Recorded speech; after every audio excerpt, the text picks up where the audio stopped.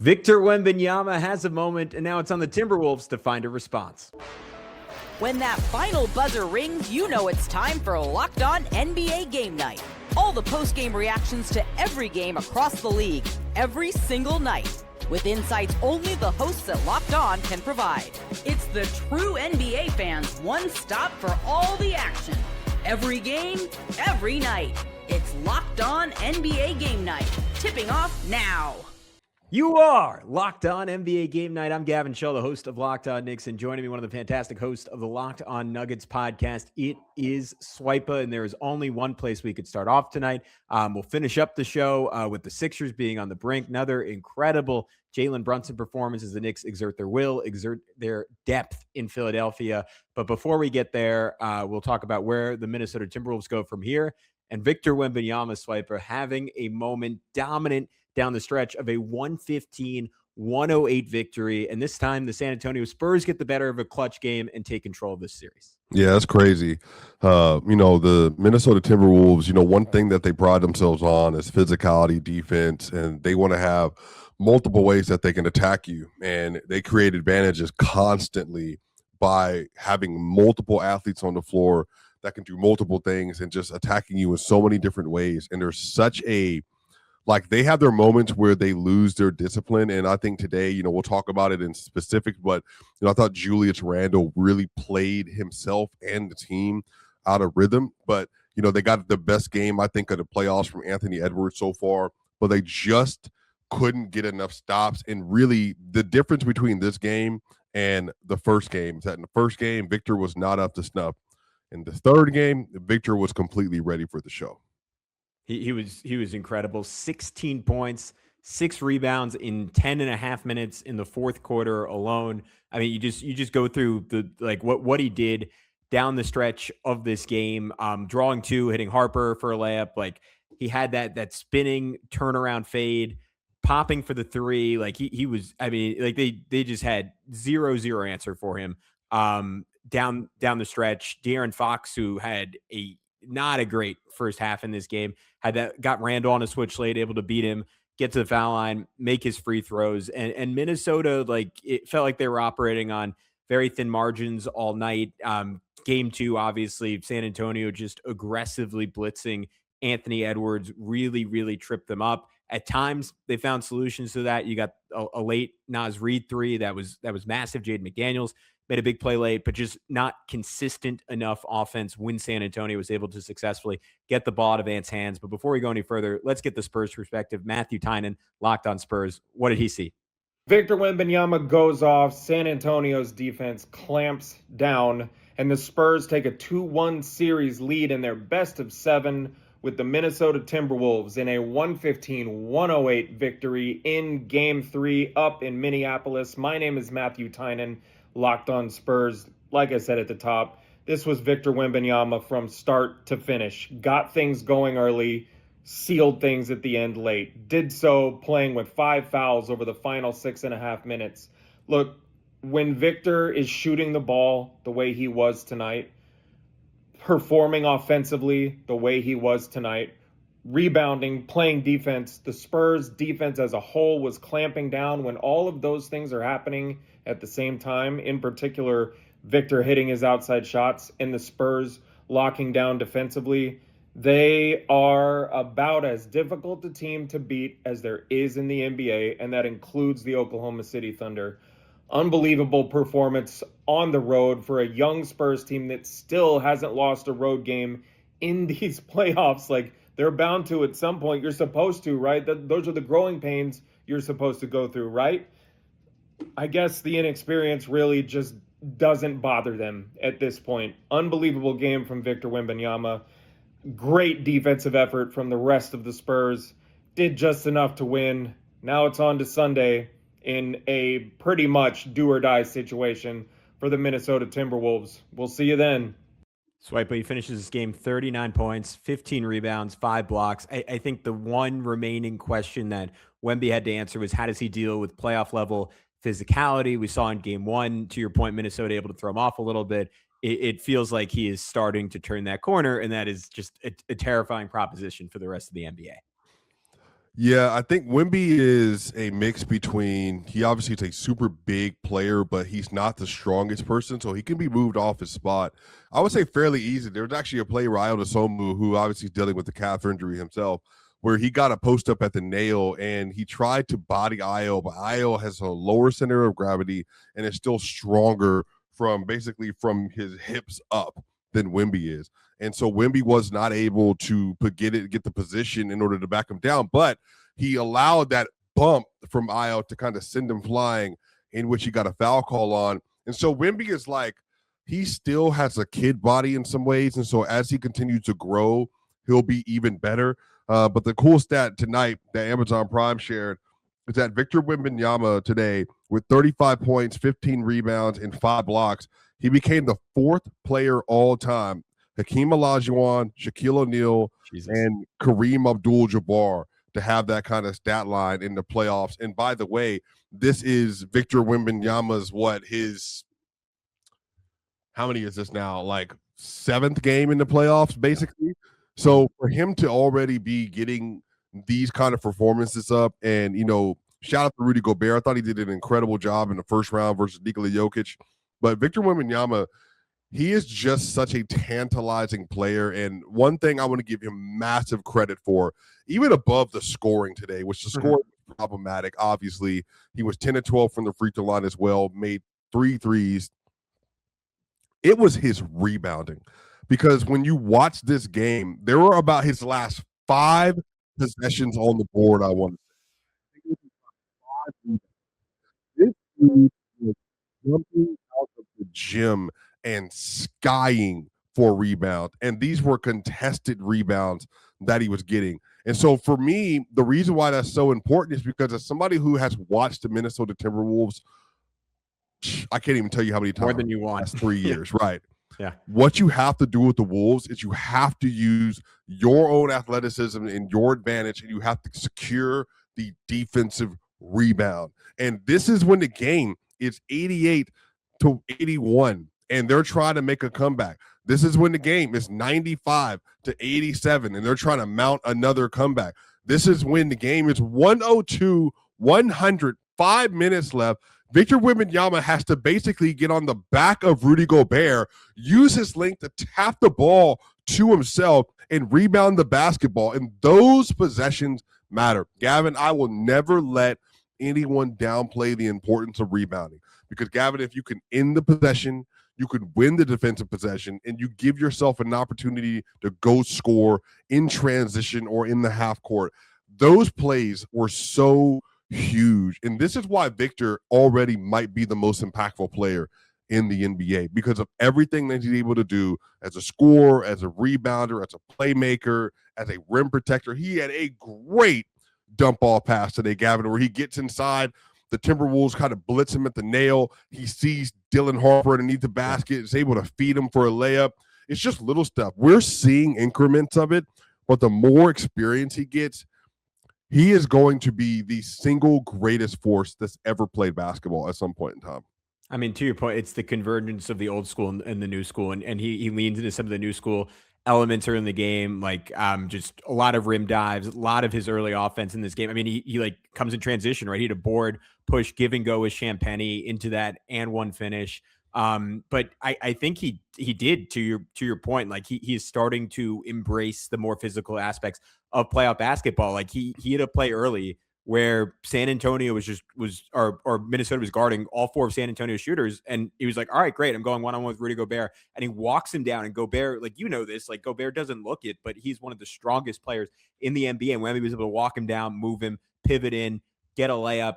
Second straight game when Jaden McDaniel's on him, like he's not like, game 1, he was conceding that a little bit and saying, I'm going to try to shoot threes over you. And now he's like, all right, I am 8 inches taller than this guy. Like, I don't care about my center of gravity. Like duck in, and he gets like either like a layup or a dunk. And just like the variety with which he's able to operate, tipping offensive rebounds to himself, to your point. Obviously the defense, it goes without saying, just the greatest deterrent in modern NBA history. Like he's extraordinary. And Minnesota team whose offense is so based on getting to the rim, it makes for a particularly bad matchup when they do not have access to far and away their best shooter in Donte DiVincenzo. And yet they were still able to make a game of it. When we come back, we'll finish up with some final notes on the Spurs side of thing, and we will get into the Minnesota Timberwolves perspective next here on Locked On NBA Game Night.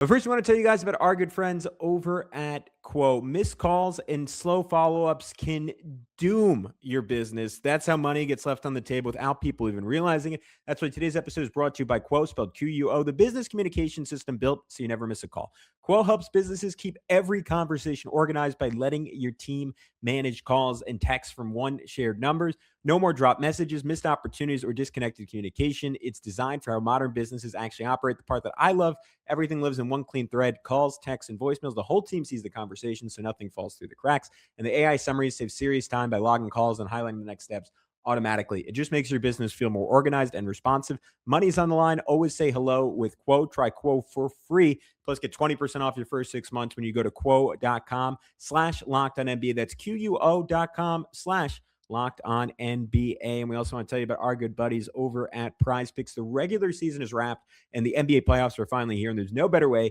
to get even more out of all the high flying action than Prize Picks, a preferred partner of the NBA. Every bucket, every dime, every big performance means more when you're building your lineups across Prize Picks. Prize Picks is simple to play. You can just pick more or less on 2 to 6 player stat projections. And if your picks are right, you can cash in. You can choose from all your favorite sports too: basketball, baseball, hockey, UFC, soccer, and more. And it's available in all 50 states. You can start building lineups around some of your favorite playoff players, picking more or less on points and assists. And it honestly makes every game even more exciting to watch. What I love about it is how easy it is to get started. It just takes a couple minutes to build a lineup. And features like Flex Play are incredible because you can still get a payout even when one of your picks misses. So download the Prize Picks app today and use code LOCKEDONNBA to get $50 in lineups after you play your first $5 lineup. That's code LOCKEDONNBA to get $50 in lineups after you play your first $5 lineup. Prize Picks, a preferred partner of the NBA.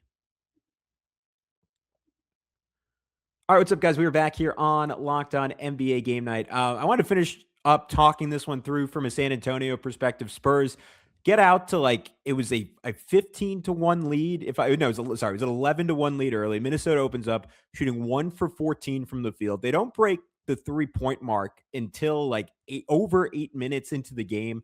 Felt like San Antonio Swipa had a chance to just put this one away early. Instead, Timberwolves punch back, 19-5 run in the first quarter, tie it at 51 by the start of halftime. And I think a fascinating, somewhat up and down game from the Spurs supporting cast, it was a night you really did need Wemby to carry. And a lot of that, in my mind, ends up getting focused on De'Aaron Fox, who I don't think he's been great so far this postseason. I thought he was really poor, in particular in the first half of this game, where he was held to, let's see, he had 6 points, 2 rebounds, 1 assist, 3 of 10 from the field in the first half, just not really making an impact, settling for some bad shots. I thought down the stretch, he was really solid. And Spurs tertiary guys, you got a big 3 from Julian Champagnie. Devin Vassell was a monster defensively and in transition. Some timely shots from Steph Castle when they were struggling. Carter Bryant, 2 big threes in the second quarter. You get just enough from the role players. It feels like they're all going to have to turn up, and Fox in particular, a little bit more if it is the Thunder in the next round and they get through this series. Yeah, if they do. First off, the person that I want to give credit to is Julian Champagnie. I've been talking about him off and on quite some time now. He only made 2 threes today, but I think a lot of people, what they're starting to notice about Julian is 6 points, 3 assists, 2 steals. But if I told you that he is one of the most impactful players in the playoffs right now, because he's shooting, I believe, an obscene number. Over 50% from 3. Yes, he's shooting an obscene number from 3. But it's his rebounding. And I know people are looking at that saying, his rebounding. How would his rebounding be a thing that stands out? You have to watch when he gets those rebounds. First off, he's listed at 6'7". He's probably 6'6" or something like that.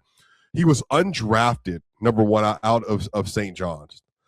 He is an absolute gamer on the boards. And especially when you're in the playoffs, once again, I'll continue to say this: you do not win unless you can rebound. And Julian is getting offensive rebounds for this team. Julian is fighting in and I think in game 1, I want to say Julian got 3 offensive rebounds on that play. Julian runs out on long rebounds to get the ball so they can secure the possession and get down the floor. And then on top of that, it's the three-pointers that he is hitting. He just works. He is literally everything you would want in a basketball player. I think he is an incredible player. He is an absolute championship winning player.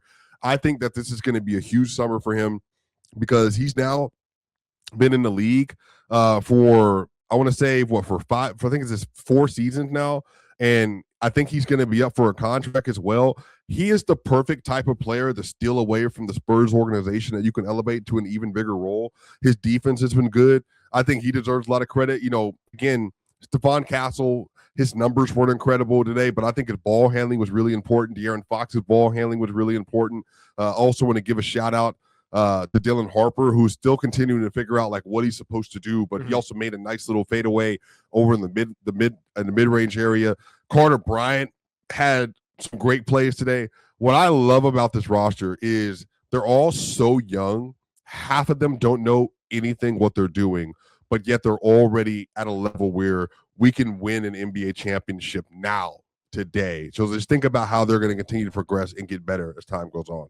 You use that term gamer. I think it sums up the whole roster really, really well. Let's get the Minnesota Timberwolves perspective real quick. Ben Beacon, Locked On Wolves. Minnesota Timberwolves drop game 3 at home against the San Antonio Spurs in their second round series. I'm Ben Beacon, host of the daily Locked On Wolves podcast. Ant put up 32, 14, and 6 despite a minutes restriction, allegedly, of 30. He played over 40 minutes in this game and was awesome. I thought he was much better than in games 1 and 2. Definitely not quite the same lift and burst at the rim as he typically would have, but a lot more juice on the perimeter.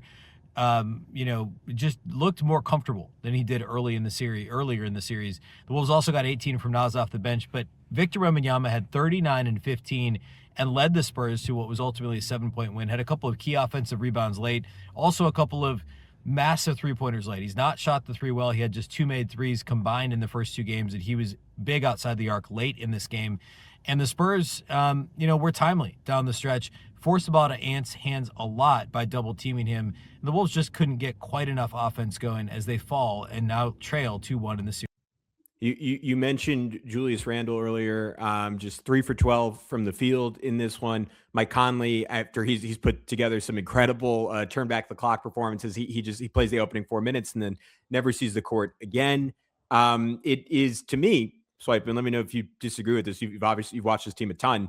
It's still kind of the same issue for Minnesota, and that is a dearth of ball handling. And we saw it last year in the conference finals with Oklahoma City, blitzing the ball out of Ant's hands. And you will have guys who will make shots. You will have guys who can make plays, but you do not have the same thing. Like I look at a team like the New York Knicks, that we're going to talk about next, like when Jalen Brunson gets the ball blitzed out of his hands, and you have someone like Josh Hart who's comfortable, right, popping to the free throw line and making plays. Jordan Clarkson even comfortable popping to the free throw line and making plays. And I still feel like there was a little bit of a dearth of that on this Minnesota team. I mean, and you have a bunch of guys who are hyper competitive, who are great athletes, really high level finishers. And the other thing that obviously I said it earlier, but that makes it a lot harder is like, if you have Donte DiVincenzo next to Ant, it is far more difficult to blitz, and you're going to get caught in rotation, and there's going to be someone open in the corner on the opposite side consistently. When you don't have that elite shooter next to Anthony Edwards, his job gets that much tougher. To Ben's point, extraordinary game from him, considering I think he's clearly not himself physically, and yet he said the line 32, 14, and 6. Like that is a monster effort. That is a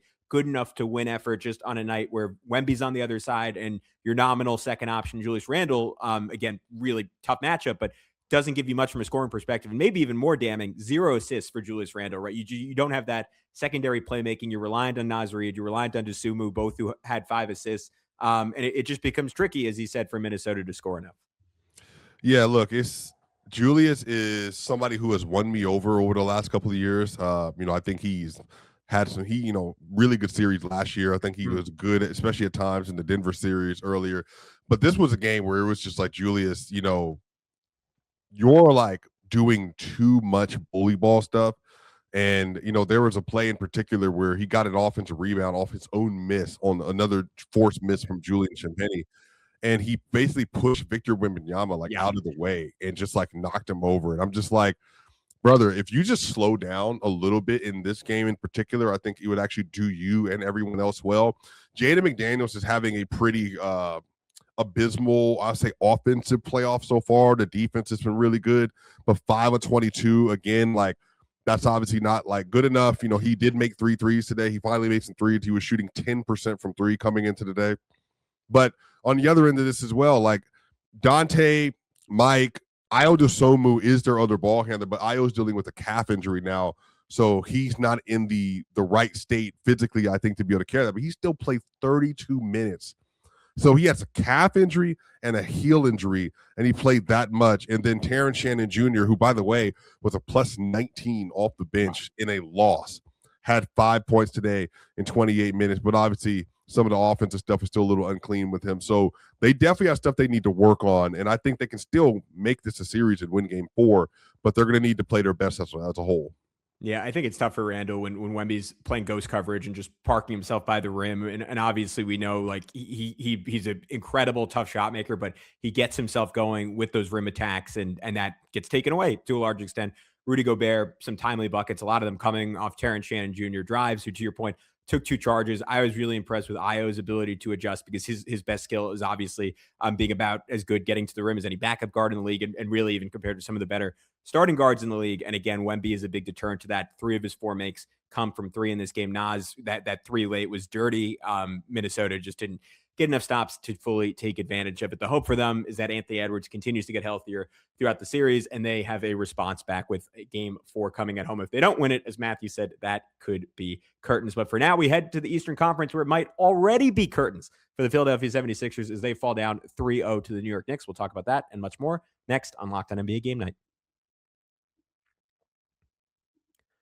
But first, we want to tell you guys about our good friends over at DoorDash. The postseason is heating up, and DoorDash has a way to keep fans in their bag the whole way through. Whether you're watching the highlights, the tunnel fits, or just your favorite player, DoorDash makes the entire season more fun because every player has their bag. With DoorDash, fans have one too.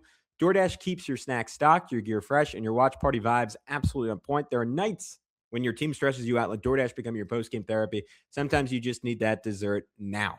Those late night interviews hit, and suddenly you need chips at midnight. DoorDash is built exactly for that. If the group chat says pull up, DoorDash makes sure you show up prepared. Snacks, cups, even a phone charger for the friend who's always at 2%.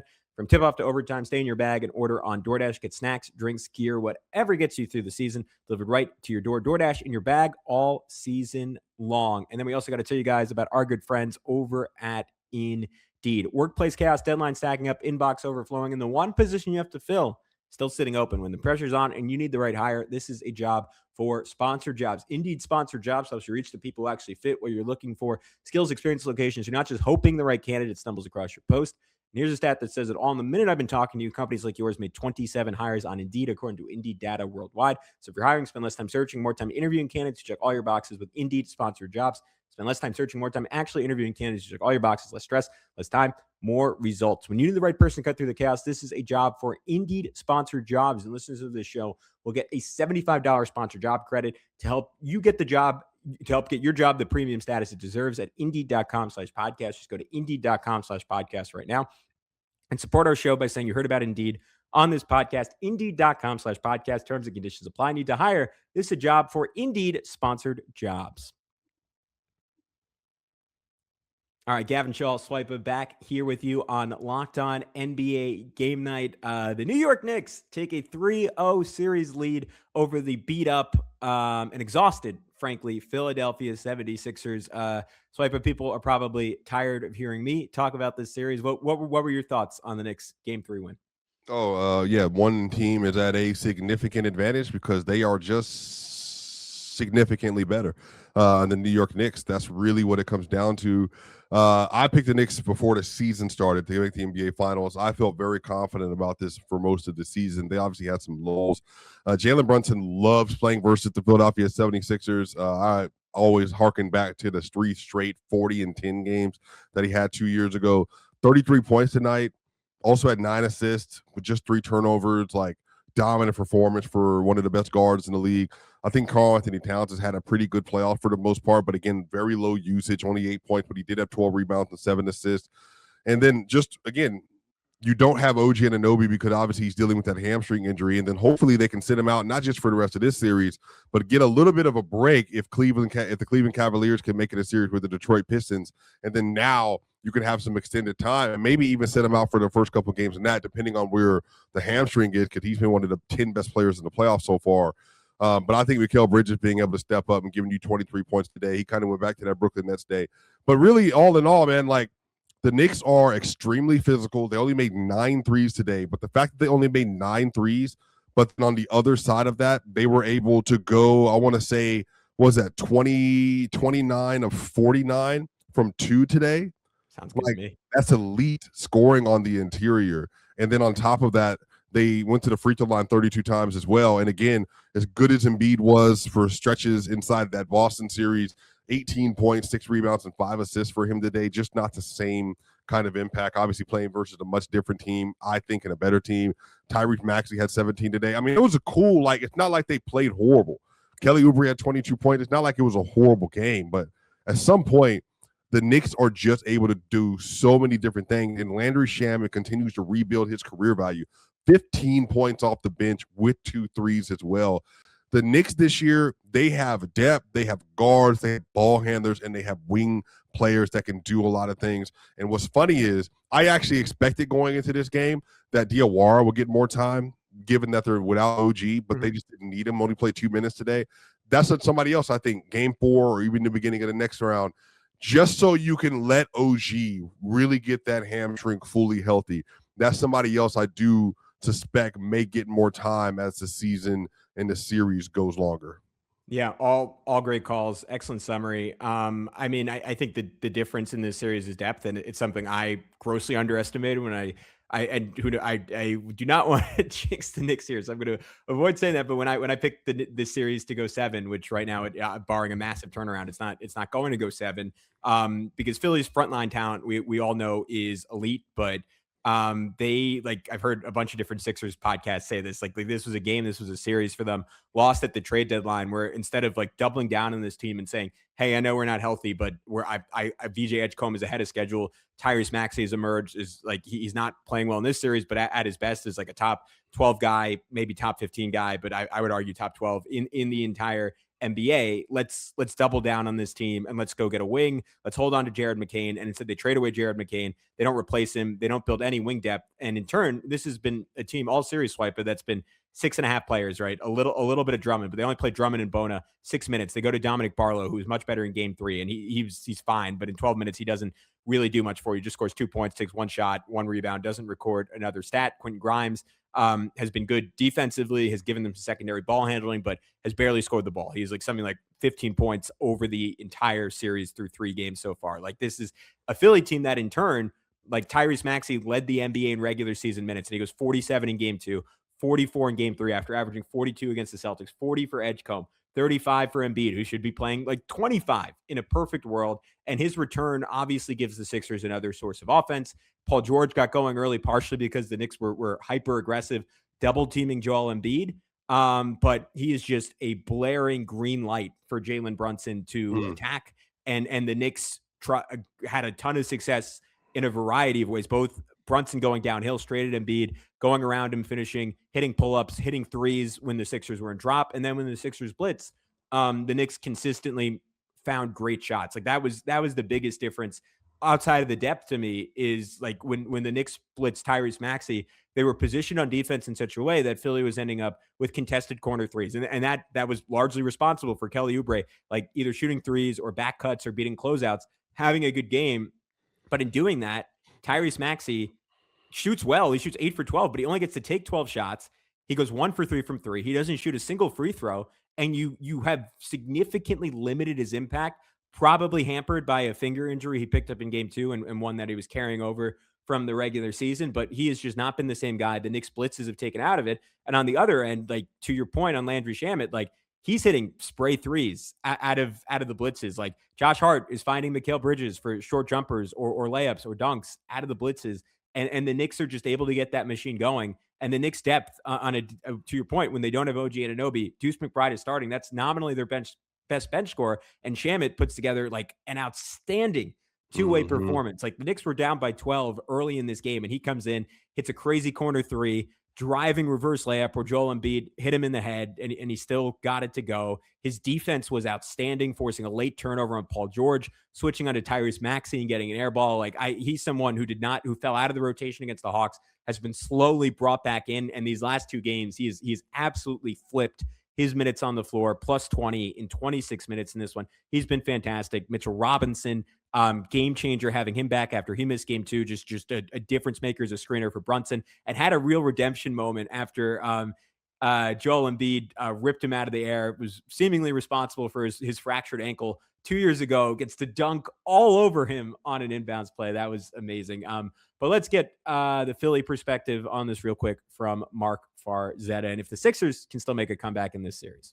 Sixers find themselves now in a 3-0 series deficit to the New York Knicks following Friday night's 108-94 loss to Jalen Brunson and company in South Philadelphia. A couple of big things stuck out from this one. Number one, Paul George could not have started out any hotter. 15 points in the first quarter, but then he finished with 15 points, unfortunately. Joel Embiid did play despite the ankle, despite the hip. He had 18 points, but he did 17 shots to get there. An up-and-down night offensively and defensively for Embiid. And then the Sixers bench held scoreless through 3 quarters of play until Quentin Grimes hit a 3 at the 11-minute mark of the fourth quarter. And then the one that absolutely hurts the most, Tyrese Maxey played timid, played scared, played passive. This is an all-star starter, one of the league leaders in points per game, had just 8 shot attempts going into the fourth quarter, including just 1 3-point attempt in the biggest game of the season. He finished with 17 points on the night, but then it was too little, too late. Maxey just not getting into that pound dribble three. He was hitting 4 threes a game against the Celtics. Doesn't look like the same guy. Doesn't look healthy. This whole Sixers team, Swipa, running on fumes. Any final thoughts on this series, or any broader final thoughts on the Knicks? And obviously there's this notion out there that it's whoever comes out of the West, it's going to be a cakewalk to the finals. Have the Knicks showed you enough, and maybe have the Pistons shown you enough? Do you think there's any deterrent from what we've seen out West? No, I mean, I think that Detroit is going to be an interesting matchup for Brunson, Cade Cunningham. There's not going to be anywhere for Brunson to hide in that series. So that defense has been problematic, obviously, at times, especially in the Pacers series last year. So it's going to be interesting to see how they deal with that. Again, obviously playing versus Detroit.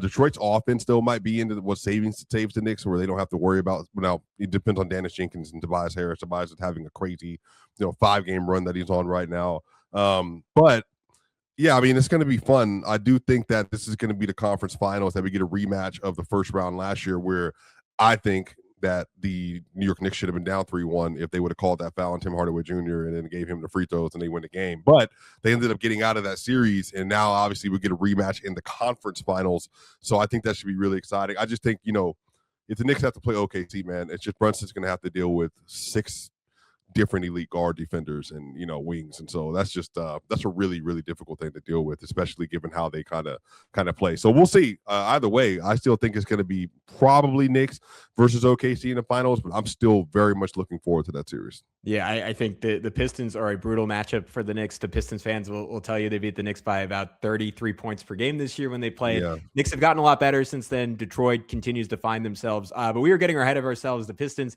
still have to win Game 3. We'll have you covered with that on Locked On NBA Game Night. We'll have you covered with Game 4 of both these series. But until then, he's Swipa. Check him out on Locked On Nuggets. Check me out over on Locked On Knicks. And be sure to subscribe to Locked On NBA Game Night every game, every single